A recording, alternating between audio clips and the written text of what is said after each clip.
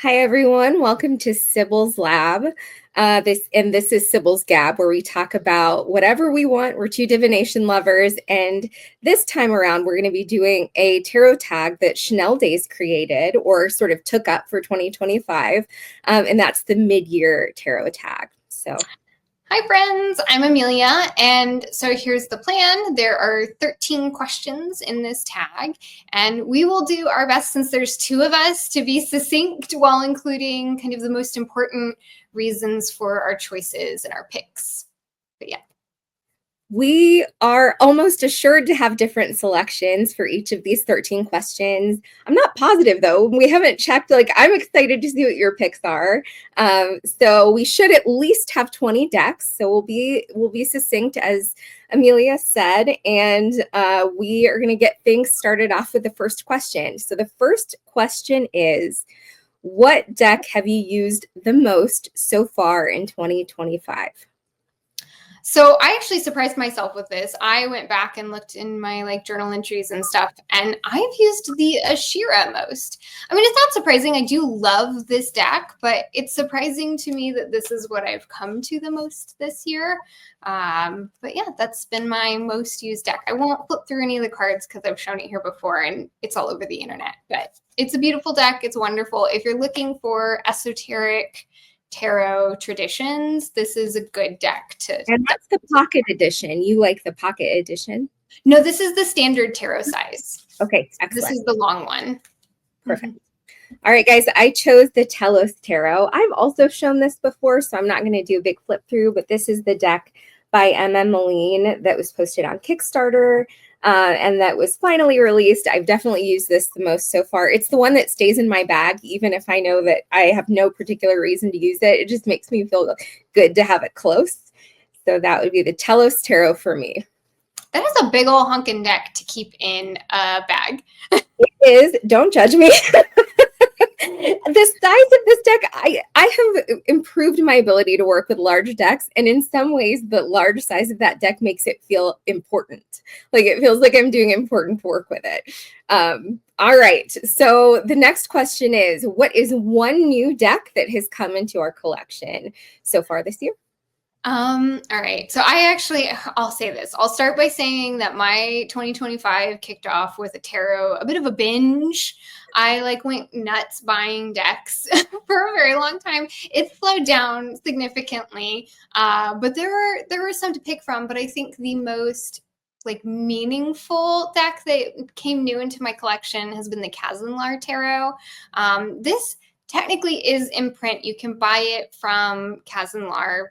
It's on his website. But I wanted the vintage copy that was put out in the 90s, I believe, and it has the gold edging around. And this deck is just beautiful. It's very difficult to find in this edition, but it is, the camera on my computer is not doing it justice, and it's just a delight and wonderful to work with. This was my Mother's Day present, so.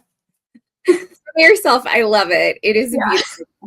I chose what is this called? The Thinning Veil Oracle by Sibyl's Tarot. So this was created, it's teeny tiny compared to the Telos Tarot.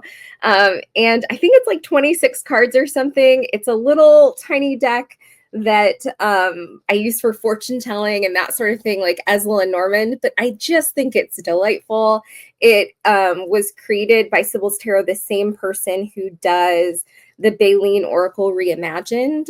So I think that she may be out of country, although I have to tell you that before these recent tariffs, I paid very little attention to the country that decks were coming from. So I'm not sure where it is now. I have to tell everyone, we have to tell you that the information and links for these decks are going to be in the description box below. So you can check yourself, follow this link, and see if she's in country or not. Okay. All right. So the next question is, what deck could be better according to our tastes? This is a very personal question, but what did you pick for this one, Danielle? Ooh, you're getting out of this one. Mine is so this is another oracle. I only chose 2 oracles. I went with the Feminine Myths Oracle. I think this deck is beautiful, right? I bought it because the art is gorgeous. I really like doing goddess work. But I think that decks like this largely rely on a fantastic guidebook. Otherwise, you can just find pictures of goddesses anywhere. And I don't love the thematic assignment to the different goddesses here. So I worked with Ishtar a lot. The theme assigned to Ishtar in this deck is Harvest. I think that is wild and wrong to reduce her theme to that.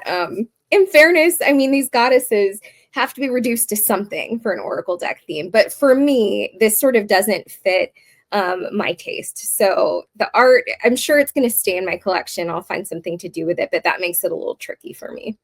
That is a deck, like you want a goddess deck that goes deep. And that is a deck that it almost like with, I mean, I just kind of briefly saw what you were showing there and I'm not familiar with the deck, but it seems like that is a deck that is more goddess as divination as opposed to goddess as exploration. That is a really good way of thinking about it. And it's helpful to bring that point of view to like shopping for goddess decks. Wasn't so mindful of that, right? I think I was just like, ooh, pretty deck full of goddesses. This is lovely. And I've worked with goddesses enough that I don't really need to use that book. Like that's okay. It's just, it could have been better, at least in my taste. Mm-hmm. Yeah. Okay, so mine for this one is, you know, it's so interesting because it's a deck that I love for very specific reasons, but there are also very specific things about it that I wish were better. So this is the Hong Kong Garden Tarot by Julia, I'm going to butcher this name, Popescu. She did the art for the Goddess of Love Tarot. The book was written by, I shouldn't try because I don't remember, but that is an amazing deck. It's actually one that I brought into my collection this year and I really like it. And I really liked the artwork. So I was really curious about her Hong Kong Garden Tarot. So there aren't very many, one thing to know about this deck, and I think at this point there are some more walkthroughs online that are available. When I got it, there weren't many walkthroughs, but I knew from just seeing other people posting it on Instagram and stuff that it was a pip deck, or that it is a pip deck. So these are actually the majors that I'm showing right here. The pips are this. So it's not a Marseille pip deck. It is a pip deck. It is, here are 7 of the image. So you've got cups. I think she calls them cups.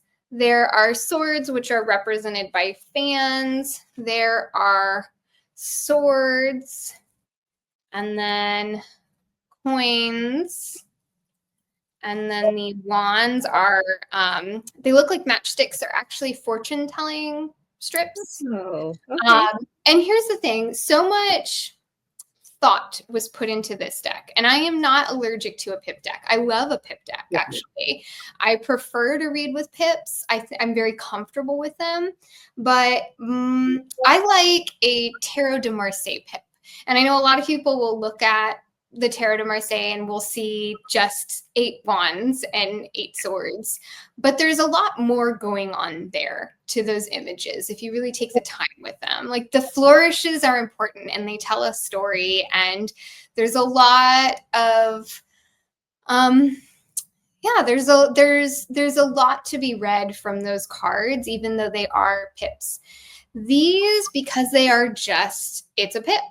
And the background is the same for every single card within the suit. So it doesn't change or evolve over the course of the suit in the way that a Marseille would evolve over the course of the suit. And then the pips themselves are just repeated images. It's just one image that's repeated a certain number of times.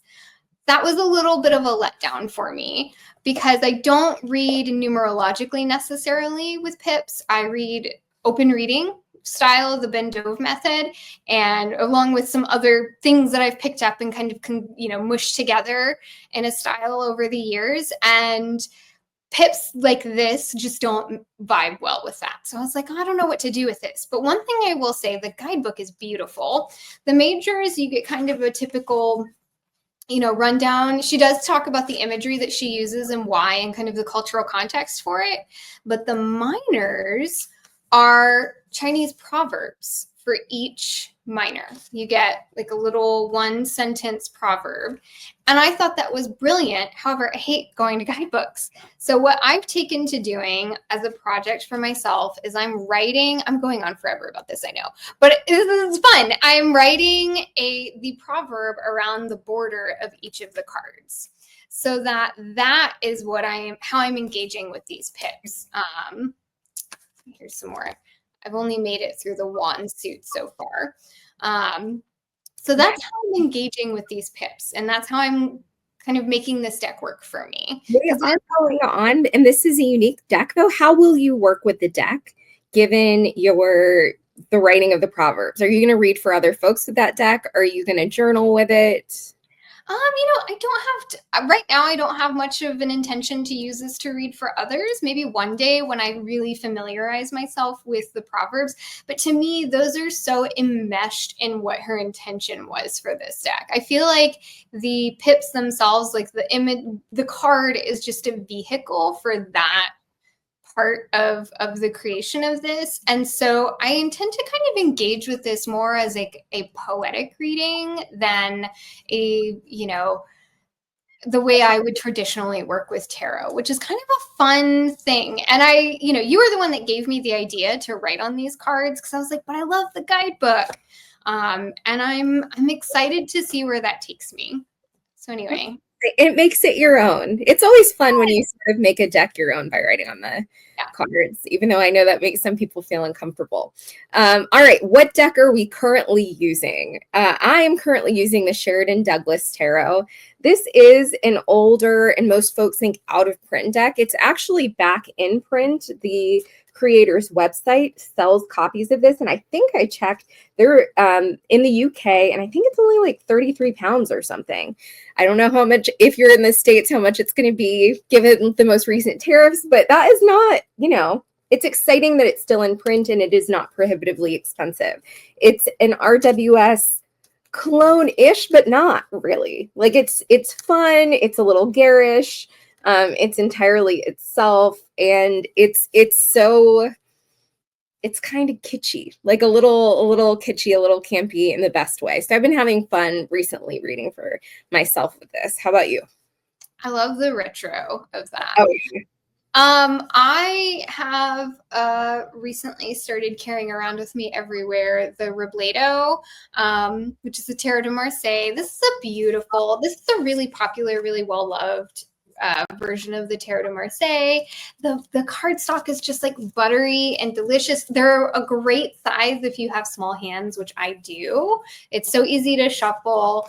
And then, the imagery is just very clear. It's very classic. He doesn't stray too far from classic colorations.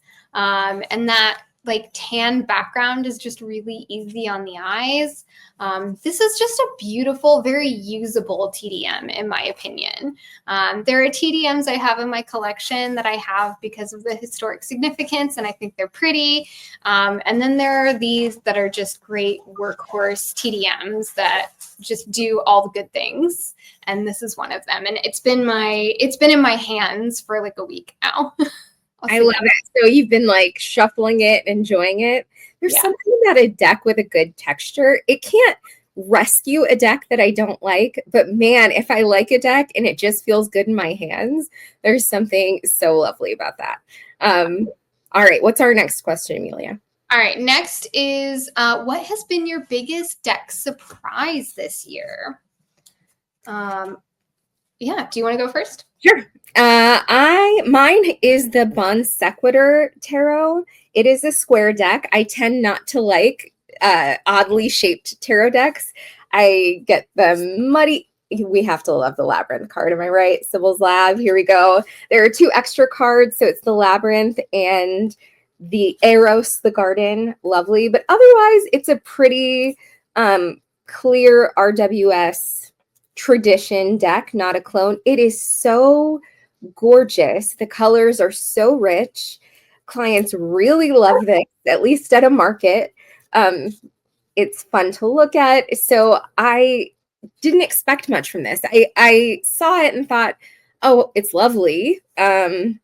I'll probably like it, and it's an alternative to other just general RWS decks. But I didn't expect to want to read an RWS based deck like for funsies or deep work or whatever. And I have to say the story of this deck is really compelling. The creator, what is her name? Zephyr Fotenhauer. Don't come for me if I mispronounce that. But the creator talks about how she created this deck during the grieving of the loss of her partner. So there's something, she doesn't depict that in the cards, but there's something that feels deep about them that comes through there. So I love it. It's so fun and playful. I've seen that one around, and I'm so tempted because I love a colorful deck. Yeah. But it is, yeah, I don't know. I think I have the same kind of things that you had about it when you first were looking at it and kind of got it, was like, do I need another basically Rider-Waite-Smith clone? I don't know. It's great though. I love the colors. After years as tarot friends, I don't know that I have ever recommended a deck to you that you haven't ended up liking. I think you'd really like this deck. This is true. Well, I'll consider it. All right, so my deck is actually a deck that I've had for a while. This is the Moon Baby Tarot. I don't know what edition this is. I wish I did. I'm sure the first edition. This is the 2021 first edition. I know he's put out several editions. I was almost going to get rid of this deck. In fact, it was sitting in my purgatory for a couple of years because I like it. I think it's pretty. I think the colors are fun. I like that he, basically made the hoi polloi available to us all. And I really like the hoi polloi. I just, my big thing is the cardstock. It's painful for my hands sometimes. And I wasn't prepared to invest in the time to really break it in. And I also kind of, it's a Rider-Waite-Smith. Yeah. Which is I like the Rider-Waite-Smith, but if I'm going to use the Rider-Waite-Smith, I just rather use the Rider-Waite-Smith. The Albano Waite is my particular favorite of the Rider-Waite-Smiths.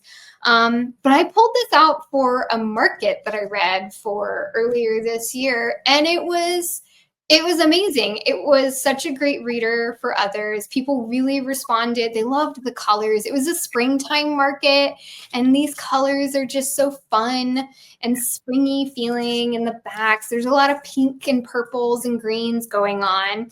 And I think it was so great for others. And so from that weekend, I took it back out of purgatory, and it's now sitting on my shelf. And it is it's not a deck that I would necessarily pull out for myself, but it is one that I have at the ready, especially for markets where you need something really versatile that can do a lot of heavy lifting in a lot of different ways. This is a great deck for that. And it really puts people at ease.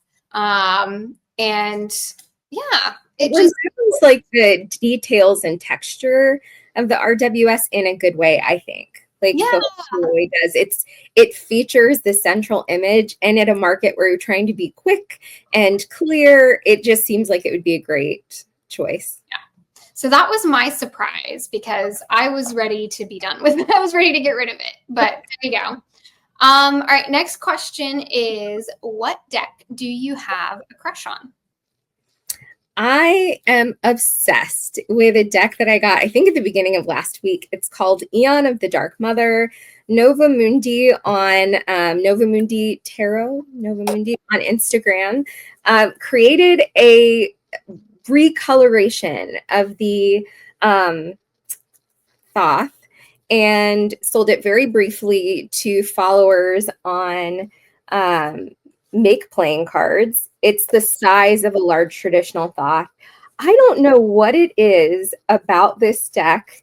She sent it with 6 cards that list 6 Dark Mothers with information and a spread to go with each of them, which is just delightful. I love her choice of goddesses. We have Hecate, Kali, Hell. Not enough people talk about Hell, in my opinion. I just think it's so fun and does something, reinvigorates the Thoth and makes it accessible in a way that really does feel indexed to the feminine divine in a way that, like, I struggle with the Thoth sometimes as a masculine feeling deck. And sometimes I like that, but it doesn't feel especially, you know, coded for me to divine feminine work. So I've been like obsessing about this, loving it. What's your choice? It's so funny. You and I both love feminization of Thoth and esoteric tarot. So I also have a Thoth, or a revamping of the Thoth. This is the Noreah tarot by Masha. I'm sorry, Masha. I'm not going to try because it's not going to be good. But we know Masha, not Masha of Musings by Masha, but Masha, who's been working on this deck for years. It's been out for a little while now, and I just have kind of like fallen asleep on getting it. Finally got it. It is a, you know, we have all of the Rider-Waite-Smith clones in the world, and we don't have enough Thoth clones in the world, and this is what that is, but in a really beautiful, engaging way. You know, to your point about the Nova Mundi, the like dark, what is it, the dark goddess Thoth, this also just really makes the Thoth super accessible, super touchable, but still have that kind of mystery that the Thoth has. Yeah. It's just, I mean, it's beautiful. I love, you know, there aren't many people or body cards in the Thoth, but she took what little there was and really ran with it and made it a gorgeous just collection of human figures. I wouldn't necessarily bring the Thoth, like the traditional Thoth, to like a market reading. Maybe specific types of market, but like a coffee shop on a weekend, not the place for the Thoth. I would bring this. It feels modern and timeless. It's evocative, but it's not untouchable. And it's just, I mean, it's luscious. It is so luscious. The colors are beautiful. Right? Does it feel very shuffleable to you? Oh, yes. It is linen. It's nice, like flexy cardstock that you can do a lot with. The backs are just like a nice, bright, like refreshing color. Yeah, I love this deck. I sat on it for a while because, I don't know, you know how you do. And I'm really glad that I pulled the trigger and I got it. And yeah, I don't know. It feels good. I would make a case for that guidebook too. It's the guidebook is the size of the card, so it's not a large one, but it's meaty. And what I really like about it is that it explains the correspondences in a really accessible way. So 4 of Wands is Venus and Aries. She has a very clear explanation of why Venus, why Aries, and how they speak to each other in that card. And that's true for all of the minors. And I think that that's something that when missed makes people feel like the Thoth is too much. Like it's one of the things that is like, all of these symbols, what are they doing? And she's like, no, I can explain each of them to you and bring it down. It's lovely. It was fun to watch her create that on Facebook is where I saw her postings. So it's really fun. Yeah. And an interesting thing about that guidebook that I love when Thoth decks do this, like the Tabula Mundi does this, where she'll pull the 2 major cards. She pictures them in the guidebook. For each minor card, there are 2 major cards that are associated with the correspondences for that minor card. And it's just an interesting thing to think about when you're doing a reading and minors show up. It's like, what majors are also at play here? And she pictures those in the guidebook. So it's like very clear what is going on. I appreciate that. Anyway. Venus and Aries is the Empress and the Emperor. I always love that pairing. But yes, she's so great in that guidebook. So accessible. All right. Our next question. What is your favorite single tarot card from a deck? I broke the rule a little bit. So I chose just one deck for each of the prompts. But for this one, I chose 2 cards from one deck. So this is the 5 and 6 of Pentacles from the R Black Tarot. And these 2 cards, I think they go together. They are so gorgeous. This is the first edition of the R Black Tarot with its ghastly unshuffleable cardstock.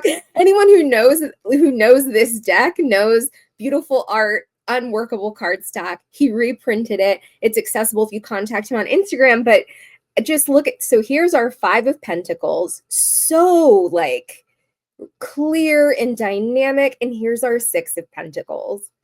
And I think there's a magic that happens between these 2 cards that like, it is like, this is tarot. I want to, like, when I tell people like, what are the 5 and 6 of Pentacles in the RWS tradition? I just want to lay these out and say this right here. I love this deck in total. It is one of my top 3 favorite decks of all time. So it's unsurprising that I would choose one of my favorite cards from this deck. How about you? So I picked La Pepes from the Tarot des Ozarks. She's just, she's everything. So I love when the second arcana card, or High Priestess as we know her in Rider-Waite-Smith and Thoth tradition, or Golden Dawn tradition rather. I love when she's a popess. I love when she is the female pope. I love the subversiveness of that. I love the history of that, like where that story comes from. I think it's just amazing. To me, that is such a powerful image to think about. And this one in particular is that and more. Like she is mystery. She is tradition at the same time. She draws me in. I want to be her acolyte. Like, tell me everything you know. Yeah, I love her. I love this hearkening to the Black Madonna. I love a Mary reference. I don't know if that was the intention here with this, but that's what I feel when I get this. She also is reflected in the Justice card, which I think is really fascinating. And so I think, yeah, I love her. I love her. I could stare at her for hours. She is not, so often, I think that the priestess or high priestess or popess even can seem really innocuous. She's quiet. She's enthroned. She's not fecund like the empress having children and creating. She's just kind of liminal. But that popess she's fierce. She feels quiet, but really fierce. Like just something like crone and delicious about her. I love that choice. If you like to do dark goddess work, I think this is an image to get lost in for sure. Yeah. For sure. Absolutely. I love her. Okay. What deck makes you happy? I went with the Incidental Tarot. I think between the Aeon of the Dark Mother and Incidental, these are my only 2 out-of-print decks. But this is by Holly DeFount. And it, too, has a Labyrinth card, which, I had to pull out for Sibyl's Lab. It also has an Ariadne card, but otherwise standard 78. It is a pip deck. And renames a lot of the majors. So the Red King for the Magician. Let's see if I can find some of the minors. The Pentacles are Oaks. And the Cathedral for the Hierophant. I love it. More Oaks. Let's see if I can find. There's the Aces are the keys. So we have arrows for wands, Chimera for the devil, roses for cups, quills for swords, and oaks for pentacles. The page and knights are just titled, and then the kings and queens are the oak queen and oak king. I mean, it's very idiosyncratic. The alchemist would normally be like the prince or son or knight of quills or swords. We have the blue Buddha. I mean, it is just something. It's weird and interesting. Look at the oak, the quill key, the Ace of Swords. It's just so fantastic and fun and idiosyncratic. I am surprised by the degree to which I love art that I think on its surface could seem really like, oh, that's optimistic and not too deep. I think a shallow viewing of that for me, before I sort of looked carefully at tarot cards, I'd be like, this is a little too saccharine, but like, no, there's so much here. And it's challenging me to do something different with the cards. And I always have fun with that. So you know my jealousy of that deck. I just chose it to make you jealous. And I could kick myself because there was a deck available at Newt's when we went a couple years ago, and I didn't get it because I was in one of my moods where I was like, I'm never buying tarot decks again. It's fine. I'll just live vicariously through you. So decks that are making me happy. This was one that I acquired this year. This is also a very out of print deck. This is the Zigeuner Tarot. I'm sure I'm not saying that correctly. I have the AGM, the Sphinx edition. There was one released, which is the German edition, I believe. There's one that was released in the 70s. Also under AGM. It's smaller, and the titles are still in German, but it's smaller and it's just a different edition. I love the colors. It's huge. First off, it is colorful. It makes me think of all of my favorite like psychedelic 70s bands. Like I hear Cream's Sunshine of Your Love when I look at this deck. I love it so much. I am a big lover of color. And so anything that is bright makes me very happy. There's also, I'm glad to have the larger edition of this deck. There is a lot of detail here that is not even apparent when I'm showing it here on camera. And it just, the tower, so this is cool. Each brick of the tower has a little symbol in it of just like everyday life. It's so cool. But one of the reasons I was really, really drawn to this deck is that it is a pippish deck. It is, and like wild pips too. Like these aren't just repetitions of the same image. These are what we call pips with feelings. Pips and acid with feelings seems so like genteel. Those are pips like at a rave. Yeah, these are psychedelic pips. They are, you could get lost in these pips. And I love that. I wish there were more of this type of deck in the world where it's not a bare bones pip. It's also not a TDM, so you can't call it that. But it's also definitely not a scenic pip. I wish there was more of that because I love reading with these types of decks. Ooh, I love that swords. Aren't they fun? And for how colorful it is, I wouldn't necessarily say it's a friendly deck. But it is, this makes me happy.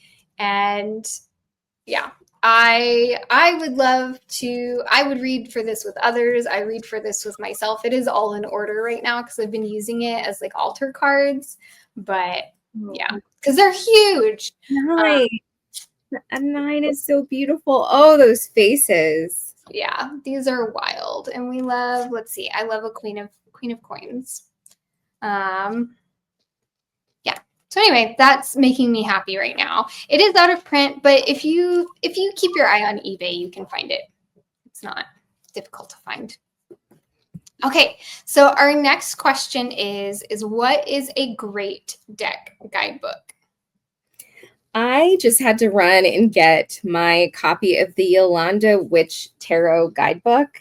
I have to tell you guys, I normally resent a large guidebook, like the voluminous. This is an encyclopedia. Look at this lady right here. So I was prepared to see the length of this and be a little irritable about it, but it's so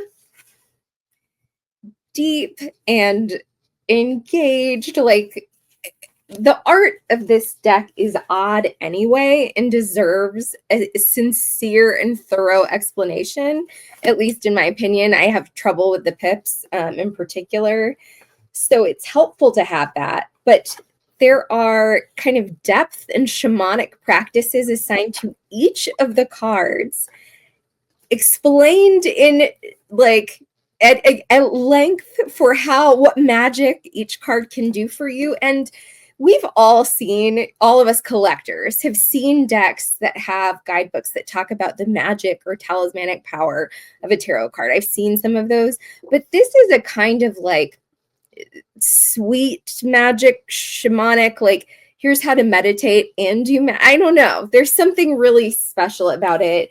It's weird and long and like just sweet and delicious. So I say all of that and love to have it on my coffee table. I still need to actually read all of this. I don't know if I'm going to do that in one sitting, but it's 396 pages and comes with the deck. You know, I have the Swedish version of that deck because I loved it for years. And for years, there was kind of like this rumbling of maybe they're releasing it in English. And I finally got impatient. And so I ordered a Swedish copy from somewhere overseas a long time ago and love it. I haven't done much work with it. I think because I do want to like dive into it in a really significant way. And that one just comes with, well, there is a larger Swedish book. I did not get it because for obvious reasons. So I just used the little white book, which doesn't do all of that work. And so now I'm kind of, you're tempting me to buy the English version so I can get the book.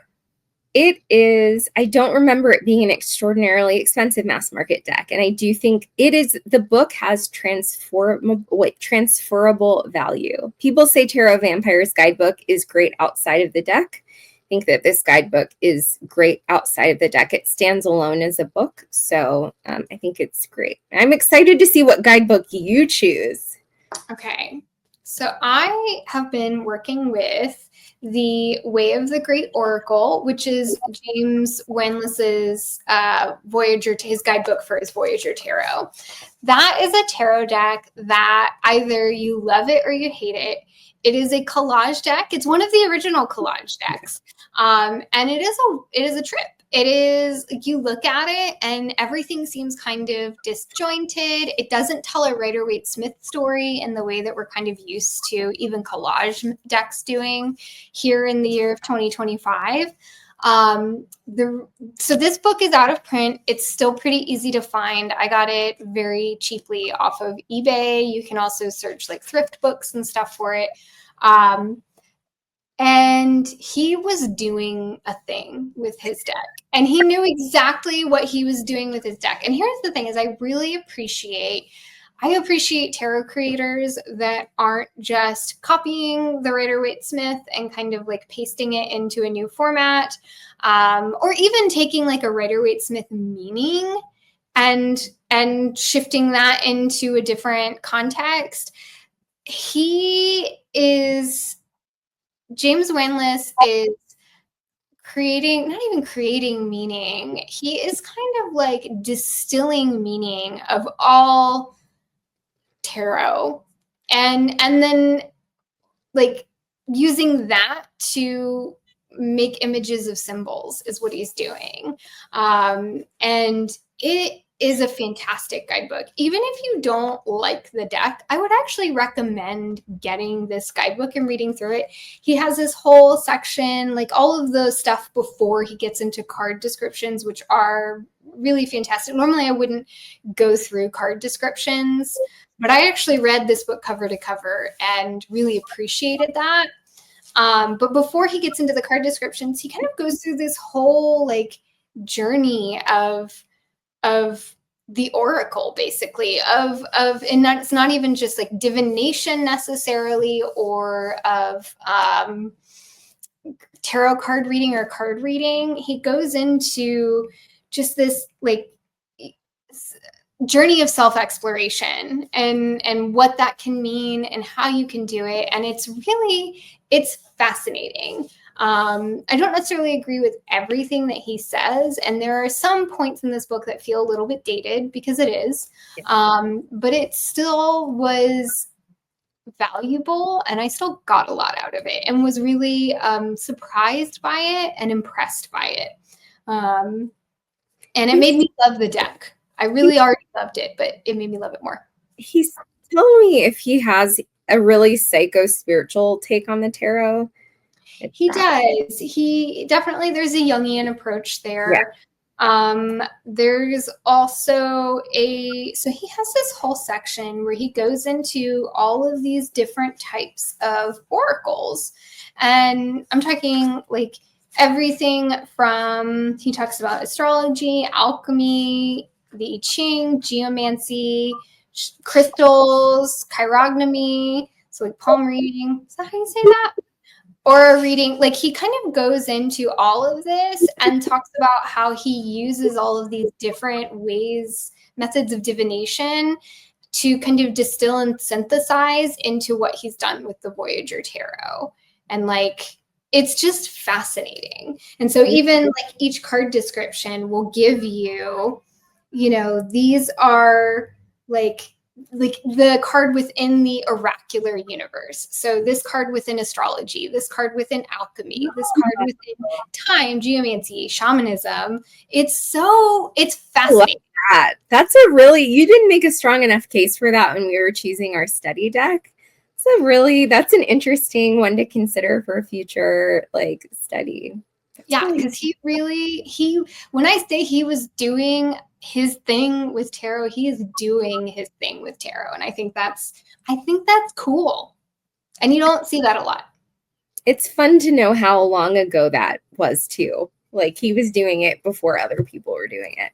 Yeah. All right. Our deck picks for what we are anticipating that will be published this year or that we may already have on pre-order. So I have a couple for this and I wrote them all down. So my like Kickstarter that I'm like crossing my fingers for and really anticipating is the Lux Tarot. That one, I know that's been in process for a while. It's being put out by UC. It's their kind of homage to the TDM. And I know, oh, help me. I cannot remember the, because I know they're partners, but the woman who is the partner of UC, she was diagnosed with cancer and so has been going through like cancer treatment. And so that deck, and you know, they're all carvings or like the Black prints and lino cut prints. So, you know, it's a really physical task to make this deck. And so it's just taken her a lot longer than they were originally anticipating. So I have respect for the amount of time, but I like am waiting with bated breath because I'm very excited for that one. And I think they're anticipating that it'll be done by the end of the year. Otherwise, I have coming to me right now, I love the Fleur Noir Noble, and I finally broke down and got the Dodal, and I have that on its way to me, along with his book. I'm really excited to read that because you can't buy that book anywhere but from him, and you have to like send in an order form and wait for them to like reach out to you. It's a whole process, which is kind of sweet. But yeah, I'm excited to have the Dodal in my hands. What about you? I am excited so I got the Mindscapes Tarot and Majors Only deck on Kickstarter some years ago. I think it is so gorgeous. I've seen other tarot decks do kind of place-based imagery, but I thought this one was spectacularly done. And they had hinted that they were eventually going to do a full 78 card deck. I was kind of waiting. And then I saw that I think Hay House is publishing one. It's coming out in July. I already have it on pre-order. So it's mass market pricing. It is, I think Hay House will have the link in the video description. But I mean, it is just gorgeous. And they do have some images on Amazon where you can see like, okay, they are definitely going to do scenic pips, like, because otherwise I might suspect that they would do what some other people do when they sell decks on Amazon or on other sites, which is not show any of the pips and make you think that it's going to be as like breathtaking as the majors. But no, they're doing this across 78 cards. That's no small undertaking. And I'm really excited to see what the creator comes up with. So I think it's July 22nd. I have that marked. Oh, that's exciting. That's very exciting. I mean, there are so many other decks I'm excited for, but that's my like immediate, and then my like, oh, I can't wait. Okay, next question is, which deck have you not used or barely used, but you definitely want to work with this year? So my choice is the Bataan Tarot by A. Miyako. It is so beautiful. It's linen, like it's still in print. I just checked. So hurry in case it stops the imprint. It's a very face-based deck. I know that's something that makes some readers a little bit uncomfortable. It feels a little too face-based. But it is just flawless art. It's subtle and quiet. Like that is a pretty spare 10 of cups, a pretty spare 6 of swords, but there's something I think really powerful about these images and really unique about it. It is an unexpected, what is that guy? 6 of Wands, an unexpected deck. I very much love this Wheel of Fortune, and then I'll hand it over to you. But I am excited. Show it again. That's really pretty. Isn't that lovely? Oh, that is really lovely. It's linen. It feels so good, which makes it more fun and exciting to think about using it. So it's something really special. It was out of print for a long time. I know that a lot of people are disappointed about that. So I'm glad that it is accessible again. Okay, so this is a deck I've had for a while, but I just haven't taken the time to study, and that's the Eudes Picard. This is by published by Noreah Brownfield, but this is a historic deck that they managed to get their hands on the original engravings for this deck, and then they colorized it just to make it more fun and accessible. And this is one of those decks that like requires some study, and I haven't sat down to do the study for it yet. So I'm determined that this is the year that I'm going to study this deck, and I'm going to learn this system, or at least go in my first pass of learning this system. And maybe it'll become part of my like rotation of systems that I move through as I progress throughout the year. But I'm just so fascinated by the Eudes Picard. And I'm excited to really dive into this. I just need to find the mental space to do that. And it pushes, what's exciting about that deck is it pushes against what we've come to know as the Golden Dawn associations. So all of the astrological associations are sort of reorganized. I think Scorpio, I'm not sure what Scorpio is, but it's not death. I mean, everything's kind of reoriented. Swords are water. I continue to like protest the association, and cups are air, but it is committed to its own elemental associations.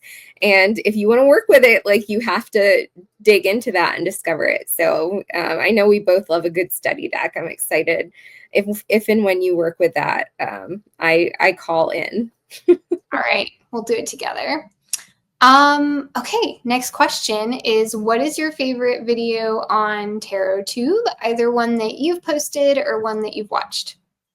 I chose the video that we did, Sibyl Unscripted, on Pride and Prejudice. It was just too much fun. It was an excuse to rewatch the 4-part or 6-part TV series, a version of Pride and Prejudice, to rewatch the film.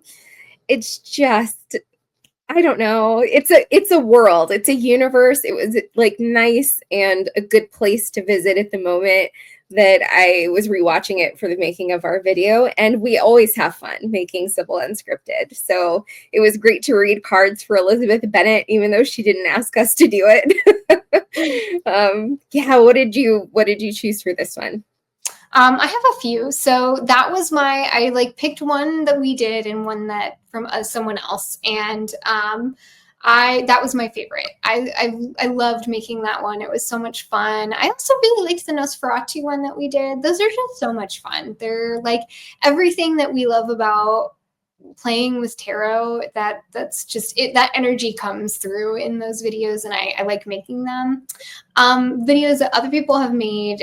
Tarot Magpie put out a video about tarot books, and like it kind of encompasses both tarot instructional books and tarot guidebooks. That I found I like when people talk about reading about tarot, and that was really fun to watch.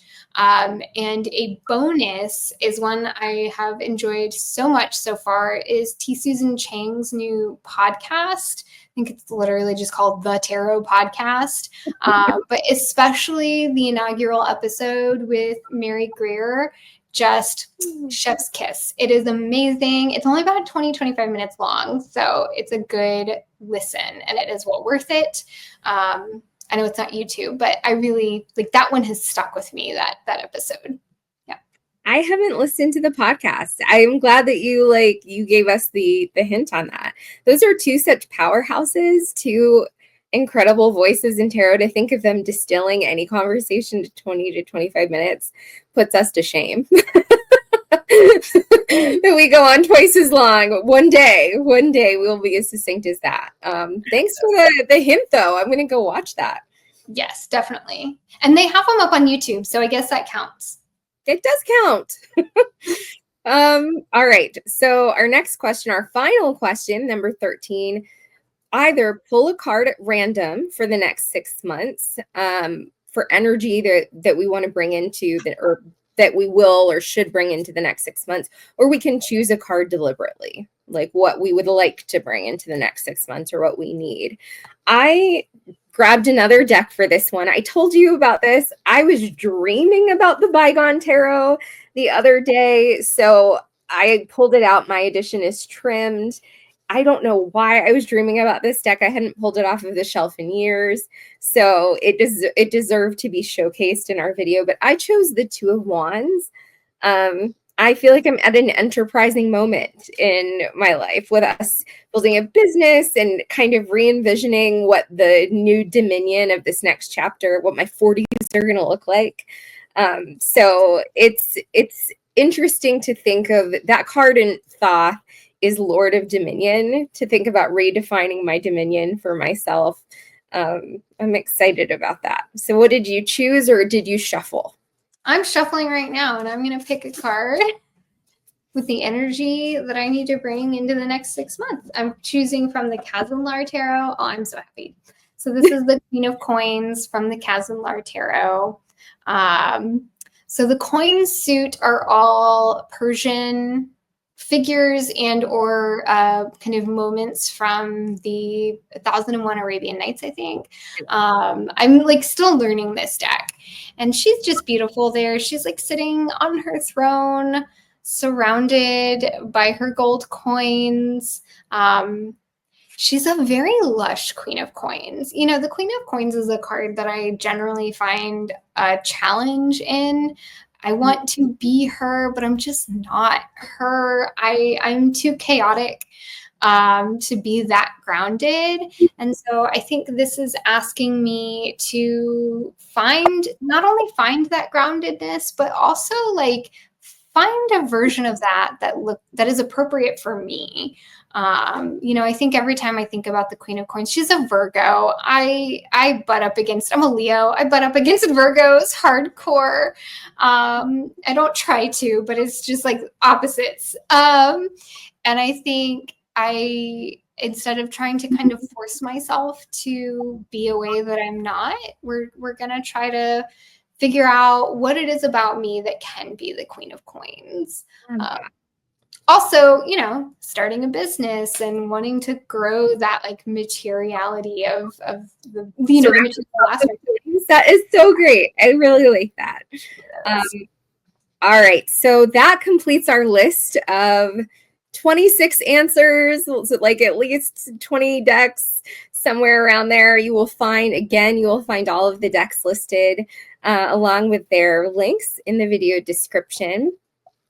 And now, to sign off, as we traditionally do with a question for the collective, our question this time is going to be, we just answered the question about framing the next 6 months. This is a question for how we can and should meaningfully reflect on the first 6 months of this year. So how should we think and understand our first 2025, first half of the year experience and practice with tarot? I'm going to use the Bygone Tarot as well, since she only got to show one card. I'm going to use the Noreah Tarot. Oh, she's a big lady. She is a big lady. She wants to come out to play.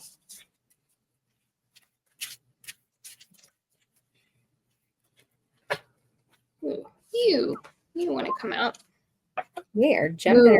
Yes, ma'am. I know some people have feelings about Crowley's renaming of strengths to lust. I did too. I love it now. I love it. I love it. I'm a Leo. Hello. Yes, thank you. But this is just that thirst, that absolute thirst for life and passion, and like you want it all, right? And what we're looking at, a woman astride a lion, her full, like her frontal image, right? And her head is back. Mm-hmm. Oh, and there's something, some kind of flower above her head that is like ready to open up and bloom. And this is actually a 3-headed lion. 1, 2, 3. there they are. Oh, that's really, looking at that next to the non-color scheme of Bygone is pretty dramatic. We have the Justice card in this deck. So we have a siren or mermaid in the sun, in rough waters, holding up scales and a sword. I think it's interesting to think of justice as the sort of steady presence on rough emotional waters. If water is the subconscious and the like what keeps us unsteady at times, she is a steadying force. I mean, think about what it would be like to be on rough sea waters and try to hold scales still, or try to hold a sword up still. So that it's sticking right in the middle of the sun. So this is an interesting level of control. It feels like lust. Lust is by definition a sort of like lusty, passionate, wild, giving yourself permission to be uncontrolled or celebrating that boundless passion. And this is very much like in the boundless passion and into the variability, staying steady. So what do we make of this? Well, justice is so unmovable, right? You talk about that control and that, like, especially in that image, she's in these choppy waters. And to me, there is something about, I don't know about you, but this first half of the year, like my practice, I felt invigorated. I was so excited. I think that's where like my binging came from, because it was just like, everything was like, ooh, yes, give me that. I want to know more. And like really just following my interest and following that passion kind of wherever it led me. And now I'm feeling, maybe this is a reading for me. I don't know. Maybe now it feels like there's kind of a rebalancing of the scales, and it's like, okay, let's assess everything that we kind of like were open to in the first half of the year. And now let's figure out what we're going to do with all of this. And I think there's also like, we want to retain that lustiness too. Like we want that lustiness to become this kind of pillar within ourselves, as justice is that like immovable pillar. We want that lustiness to become that for ourselves, that like that is what kind of keeps us going and deeper into our practices. But definitely, if you're like me and you spent the first half of the year, not even just like buying, but just like wanting to know more and explore more and like just get really excited for it, like figure out a way to kind of balance the scales. Or if you didn't have enough of that, like how can you inject that? How can you really like, again, if you went one too far one way or the other, not even too far, but if you went a direction one way or the other, figure out what other direction you can go for the remainder of the year to bring that kind of that the evenness, like yeah. a evening. Yeah, I already have a pretty big collection of decks, and so I didn't order a lot in, but I definitely pulled a lot off of my shelves, like literally, and sat on the floor and surrounded myself with decks that I now need to put away. But there is, this feels like a validation of having indulged that. Like you've indulged that passion and the excitement and like tarot is so sensual. Like the visual senses are so activated. The best kind of decks, at least in my opinion, feel immersive in a certain kind of way. So you're in these different artistic and aesthetic experiences and spaces. Like 78 of these per deck. If you get a couple of them around you, that's a lot. And this pairing feels like, hey, like part of that in some way, whether it was bringing a lot of new decks and indulging your passion by bringing more home, or in some way indulging your interests for stuff that you already had around you. So either studying a new system that you had some books for, or pulling decks like physically off of the shelves. Great. Like that's good. You got stuff from that, but now it's time to re-even. Like you're saying, like I don't even think it's just for those of us who went buying crazy Amelia. I think it's for all of those of us who've in some way indulged our passion, or followed our, following your bliss a little bit, but saying, okay, now how do we, like, in a great way, what came up from all of that? And what do we now want to rescue and spend 6 months like really digging deep into? A lot of people do a depth year with stuff. I do not have this sort of like, I just am not going to do it. I love the theory of a depth year, but I don't think I have the discipline to actually execute a full year of whatever a depth year is, but maybe a depth 6 months on some of this stuff that really was churned up during that period of passion. I really like that pairing. What were you going to say? Well, I say, or if you didn't have enough, if you didn't indulge yourself enough, and again, it doesn't have to be like buying stuff, but if you didn't like let yourself get excited about this, then now's the time to really like amp that up for yourself. Yeah, I love it. I'm excited. I love reading cards. Okay, so thank you so much for checking out our deck picks for the mid-year tarot tag. You can stay tuned for our weekly videos released every Wednesday. And if you have suggestions or want to know more about a future topic, you can drop those below in the comments. You can also check out the video description for our social media handles, or our website where you can book a reading or mentoring. And bonus, if you saw any of the decks here that you're like, I want to get a reading with that one, send us an email, let us know. We'd be happy. We love decks and we love to read with them. So if you saw something that you want to get a reading with, reach out and we will be happy to do that for you. But until next time, we will see you in the lab.